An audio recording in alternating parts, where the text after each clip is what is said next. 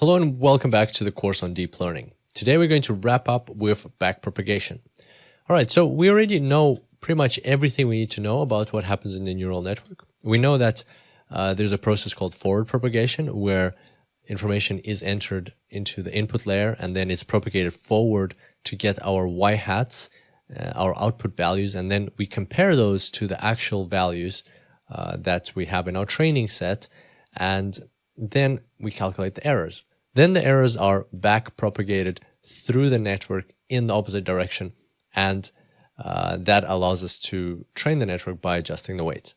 So the one key important thing to remember here is that backpropagation is an advanced algorithm driven by very interesting and sophisticated mathematics, which allows us to adjust the weights, all of them at the same time. All of the weights are adjusted simultaneously. So if we were doing this manually, or if we were coming up with a different type of algorithm, then even if we calculated the error and then we were trying to understand what effect each of the weights has on the error, we'd have to somehow adjust each of the weights independently or individually.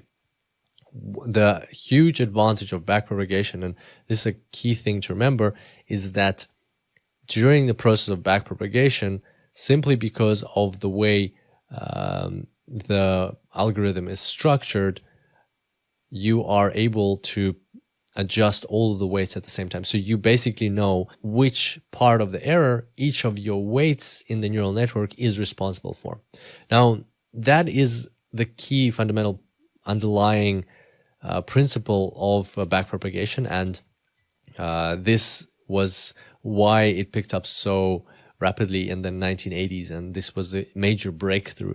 And if you'd like to learn more about that and how exactly the mathematics works in the background, then a good article, which we've already mentioned, is the Neural Networks and Deep Learning. It's actually a book by Michael Nielsen. There you'll find the mathematics written out, and it'll help you understand how exactly this is possible. But for now, for our purposes, if from an intuition point of view, the important part is to remember that that's what backpropagation does. It adjusts all of the weights at the same time. And now we're going to just wrap everything up with a step-by-step walkthrough of what happens in the training of a neural network. All right, so step one, we randomly initialize the weights to small numbers close to 0 but not 0.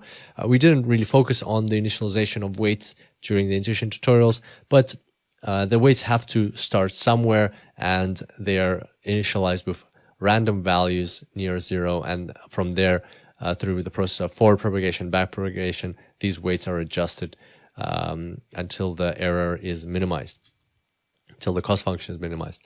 Then step two, input the first observation of your data set, so the first row, into the input layer. Each feature is one input node. So basically take the columns and put them into the input nodes. Step three, forward propagation. From left to right, the neurons are activated in a way that the impact of each neuron's activation is limited by the weights. So the weights basically determine how important each neuron's activation is. Then propagate the activations until getting the predicted result, y hat in this case. So basically you propagate from left to right, you go all the way until you get to the end and you get your y hat. Then compare the predicted result to the actual result, measure the generated error. And then you do the backpropagation. From right to left, the error is backpropagated. Update the weights according to how much they're responsible for the error. Again, you are able to calculate that because of the way the backpropagation algorithm is structured. The learning rate decides by how much we update the weights. The learning rate is a parameter you can control in your neural network. Step 6, repeat steps 1 to 5 and update the weights after each observation. That is called reinforcement learning, and in our case, that was stochastic gradient descent.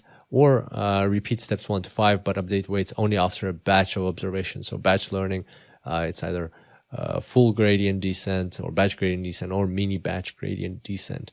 And step 7, when the whole training set passed through the artificial neural network, that makes an epoch. Redo more epochs. So basically you just keep doing that and doing that and doing that until allowing your neural network to train better and better and better and constantly adjust itself. as you minimize the cost function.